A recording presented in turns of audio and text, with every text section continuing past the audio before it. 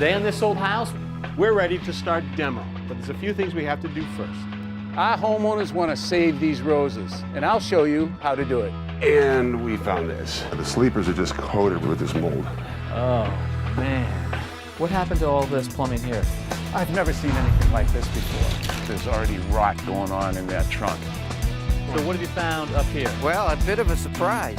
It's really the classic plumber's lament. Nice. This one right here is right on. Family that paints together stays together. Nice job. Where will a slab like this be used? Money's in the detail. Oh, look at that fit. That is beautiful.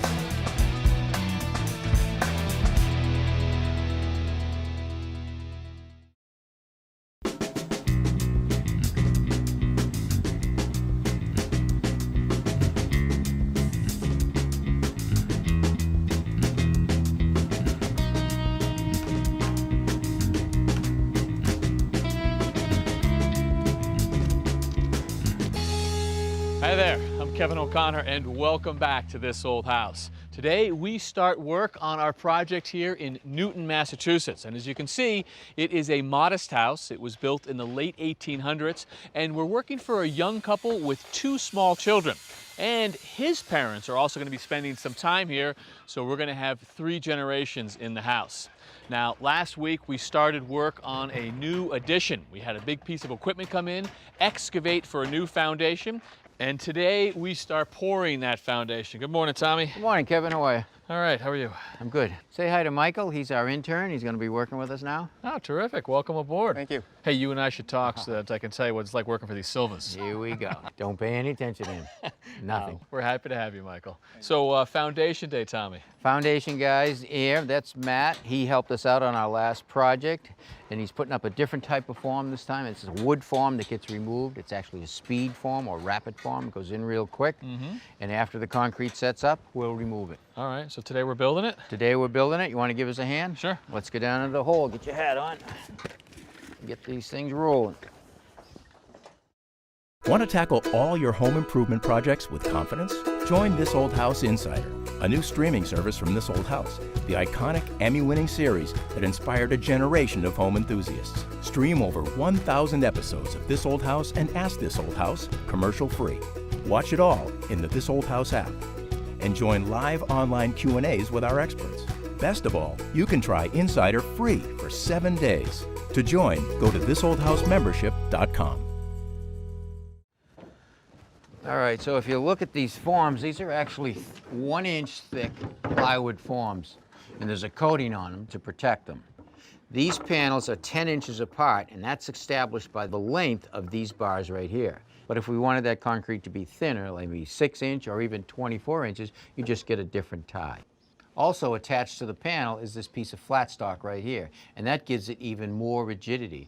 Along with that is a little clip that you swing around and lock into these rods to hold it in position. Okay. Now down at the bottom we have some rebar that's tied into this tie right here so it will stay into position when we pour the concrete. All right, Michael, so take these right here. Matt's setting the panel. I want you to slide them in that hole right there, and he's going to lock them in. Start up at this one right here, and then work your way down. Slide it right in. That's right. All right.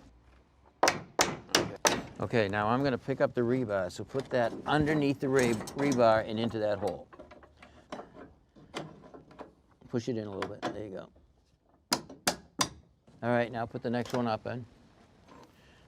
Make sure you push it in enough so that's right. There you go. Push it in. Good. All right, now you can put the upper ones.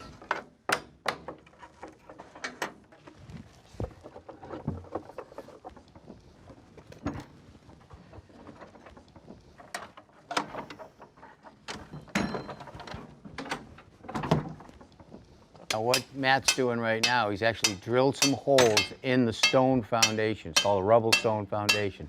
And what we'll do, lock this foundation, the new foundation, to the old, and so we won't have to worry about any movement at all.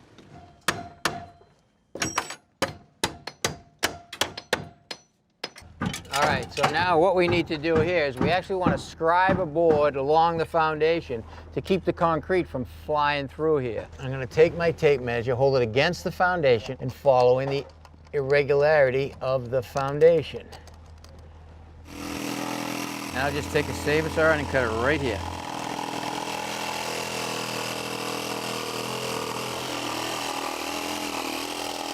Okay, so now all we gotta do is push it in.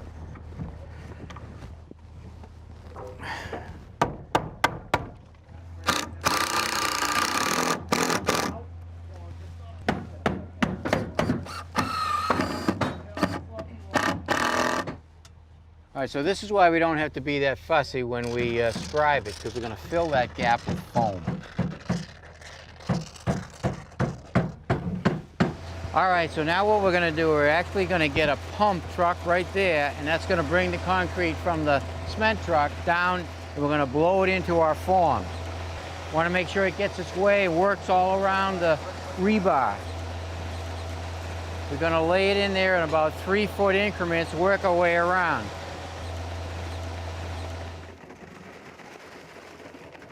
So Michael, this is why you always want to wear safety glasses when you're doing this, because she spits back at you.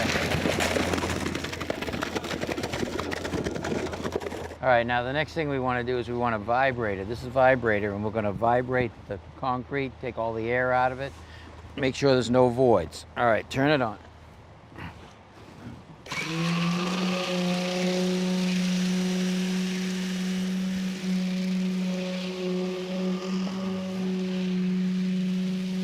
Up and down, get it right down.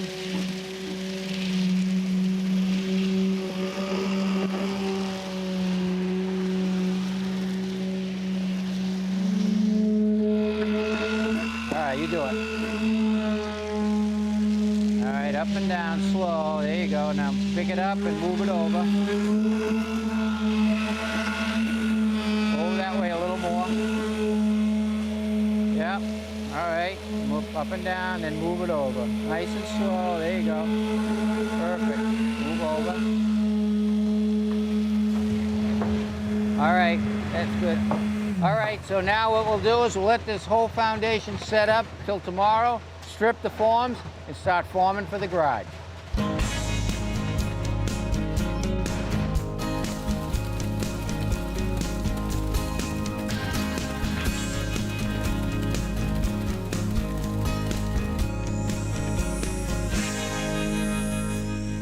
Inside the house, demolition is set to begin. Our crew is putting on their safety equipment to make sure they're protected from hazardous materials. But before they start swinging hammers, there's one more safety precaution we're going to take, and that's down in the basement. Inside the walls of any house, there are lines: gas, water, and electric. For gas, it starts here at the front of the building. You can see the gas meter right here. Above it is the main gas shutoff. I'm going to turn that so that the knob is actually perpendicular to the direction of the pipe. Okay. Now you would think that shutting the gas off here would be enough, but we're not done. So down here, all this mechanical equipment's coming out, this wall's leaving, which means these gas lines have to be cut. So what happens if somebody comes along and turns on that main gas shutoff valve with open pipe? So by code, we have to find a place to put a cap or a plug onto the line. The most logical place for me is right here.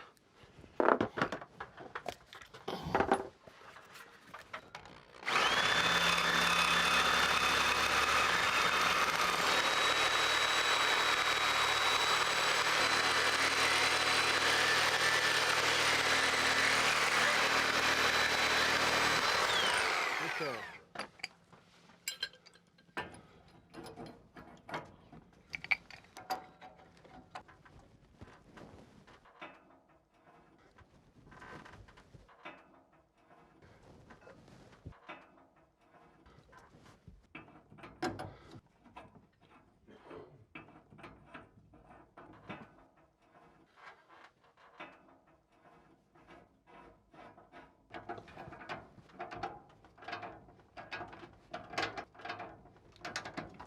Okay, that should do it.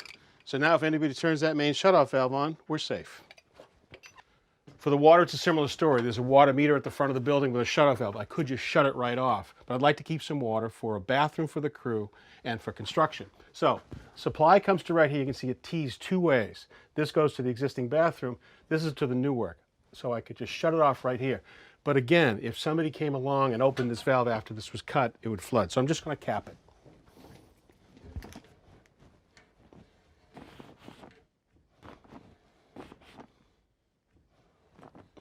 All right, and this is a solderless cap. Couldn't be easier. For electricity, it's pretty much the same drill. We want to be safe, turn off the electricity to the building, but we still need electricity for the workers. So we're going to leave the main disconnect on and turn off the individual breakers inside the house. Now we'll run a special heavy-duty cable up to an electrical distribution box for all the workers. So, gas, water, electricity, we're all safe. Start swinging those hammers. A few days ago, out here in the backyard, Charlie Silva took down our old single-car garage. He used a piece of equipment to knock it down, and that gave us enough room to bring in some even bigger equipment so that we could put our foundation in for the kitchen bump out and a new 2-car garage right here. Now we've got Roger. You and your boys are protecting the beautiful birch tree because we love this specimen. And we know there's going to be a lot of construction going on, so we want to make sure that they don't get near the trunk or the root system of this tree. So this keeps everyone away. I love it. All right. Well, I got a little surprise for you. I have an apprentice on this project. I Uh-oh. want you to meet Corey. Nice to meet you. I'm Nice Corey. meeting you, Corey. Pleasure. Welcome aboard. And I know we're going to hear your story a little later, so I'm looking forward to that. Definitely. All right. And so the tree is not the only thing we're protecting, Roger. We're not protecting, we're taking away. Some of the roses over here, Kevin. All along the perimeter. Liz, I heard that you've got some sentimental attachment to these roses. Yes, I do. Roses were my mom's favorite flower, and these particular roses often bloomed right on my birthday, so she called them my birthday roses. But they've been here for a long, long time, and they feel like they should stay with the house, so. That's a great way to remember your mom. Yeah. So what goes into saving the roses, Roger? Well, Kevin, I'm going to get down and clear the leaves out and try to find out where the actual rose is. These are spreaders, and they've traveled quite a bit. All right. So I can see the center of the rose is right there, and all this stuff is just rambling out. We're going to pop it out of the ground using a transplant shovel. Corey, bring me the shovels. What I want you to do is we're going to take and see the center of the rose right there? Mm-hmm. We're going to try to slide and go all the way around it and see if we can just pop it out of the ground. Kind of like cutting it out? Yep, same thing on your side, right around. All right. So once you drive it down in, just try to lift up a little bit. All right. We got to get the whole thing loose.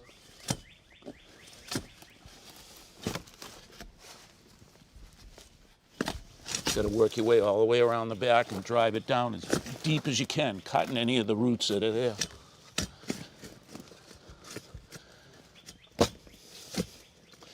Okay. Pretty big root system. It is. There's one big root under here. Think we got it? Almost out. Feels like there's one more in front.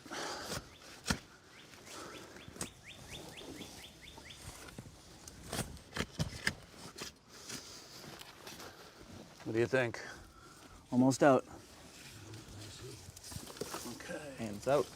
Now, let's leave it right there for a sec. Now, I want to take a pair of hand pruners. I'm going to cut off all these limbs to about 1 foot in length. Make a pile. Watch out, they do have thorns on them. Okay. All right, I'm going to take and set this right in the pot. Now, Liz, you can help too. You get that small shovel. Take and fill all around this. Fill it completely to the top. I'm just going to shake it as you go. We'll get it all down inside. I don't want to water it right now because it's going to turn everything to mud. But when I get it to my house, I'm going to give it a good soaking. Put a little more on this side. All right, that's looking pretty good. All right. We're going to take this outside, Corey, and put it right on the truck. Sounds good. Got a hold? Yep.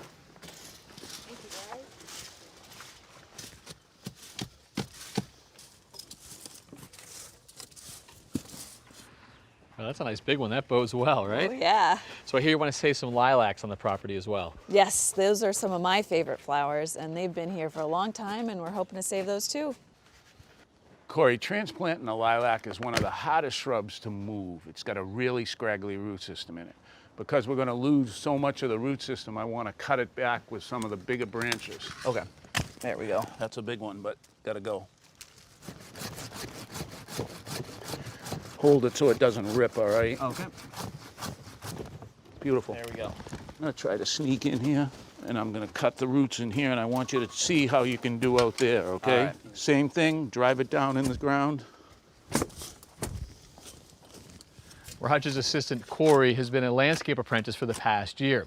He's part of what we call Generation Next, the people who will take over in the building trades. How did Corey get here? Well, let's just say that Roger was looking for a few good landscapers.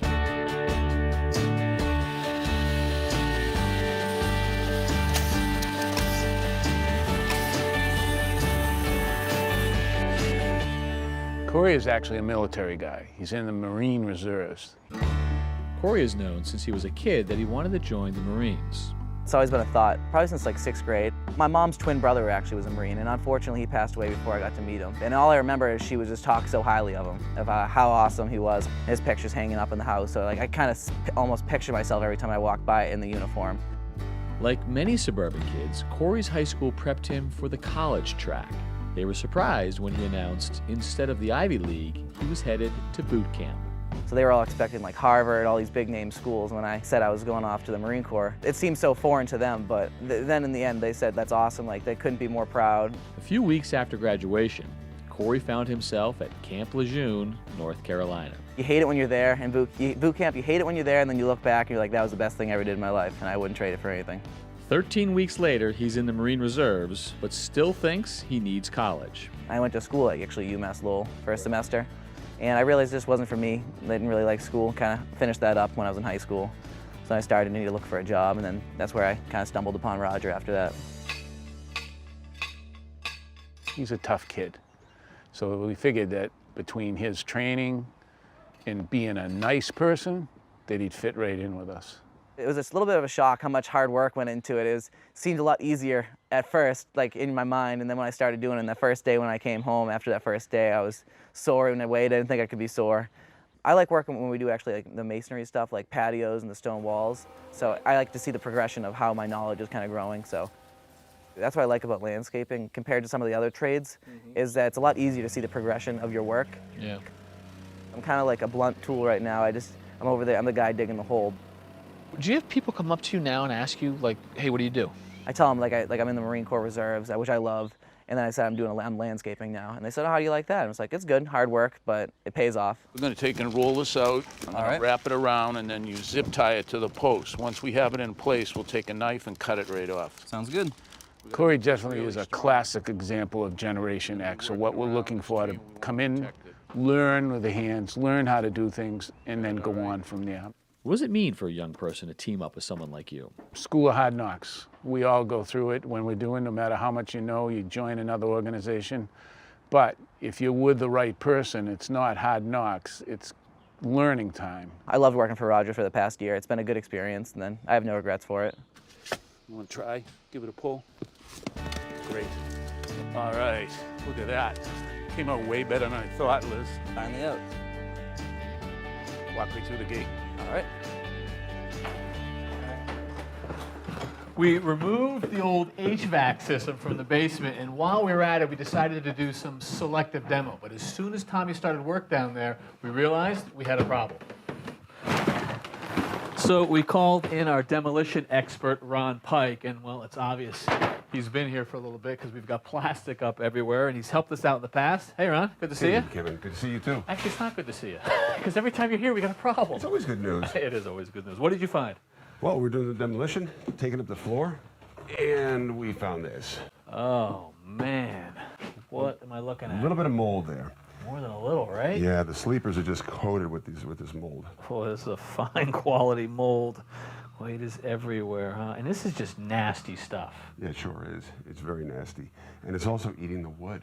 The mold is using the wood as a food source. It has moisture, it has wood, it has oxygen. This will eventually digest this all the way down to a pile of dirt when it's all done. And not to mention the health issues. Right, there's serious health issues for a lot of people. You have everything from allergic reactions, headaches, watery eyes, respiratory problems. All right. So we definitely want to get out of here, but why is this stuff here to begin with? I'm looking at the way that they built this floor. And they finished this basement by the 1980s.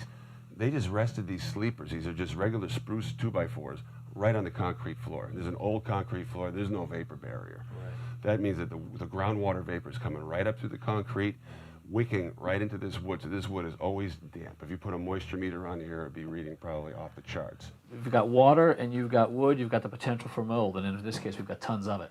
Right, exactly. And so the whole floor has to get out of here? Yeah, we were hoping to save some of these walls here. They weren't needed for the renovation, but now they all got to go. Oh. They were all built the same way. Everything's going, all right. And you're prepped for the demo? Basically, poly and duct tape, isolate that work area, keep the dust all in here. The mold spores are going to be getting kicked up as we're pulling this stuff up. HEPA filtered negative air, that keeps the whole work area under negative pressure. Once again, if we don't have, if we're missing something on this containment, that makes sure that the air is getting sucked into and not blown out of our work area. Guys are going to be wearing disposable Tyvek suits, protects their clothing, HEPA filtered respirators, so that they're not breathing in all those mold spores. All right, let's get it out of here.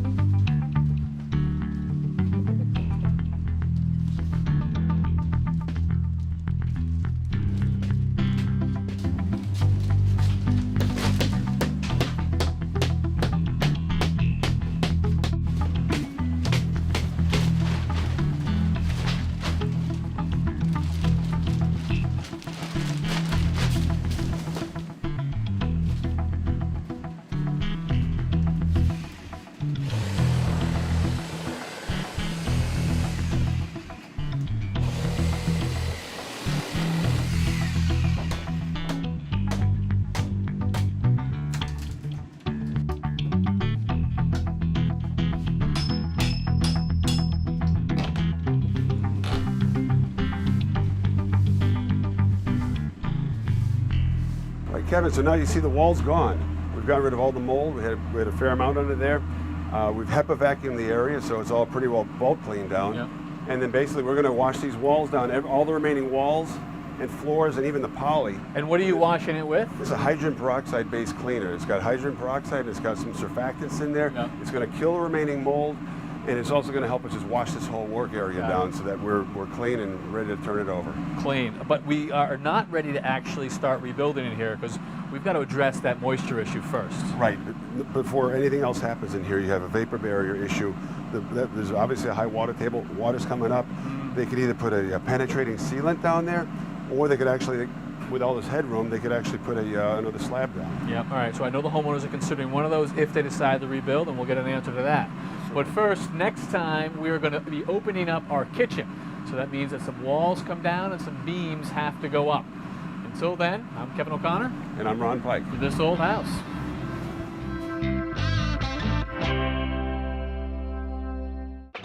Next time on This Old House, as part of our Generation Next campaign, we initiated a nationwide search for people who are interested in the building trades and interested in working with us. Nathan, Bailey, Austin, nice to meet you guys. Welcome to the site. Our homeowners are at the stage of the project where they've got to make a lot of decisions about the inside finishes. Boy, that is going to draw your eye to it, right? really will. I've never even heard of this. That's next time on This Old House. Thanks for watching. This Old House has got a video for just about every home improvement project, so be sure to check out the others. And if you like what you see, click on the subscribe button to make sure that you get our newest videos right in your feed.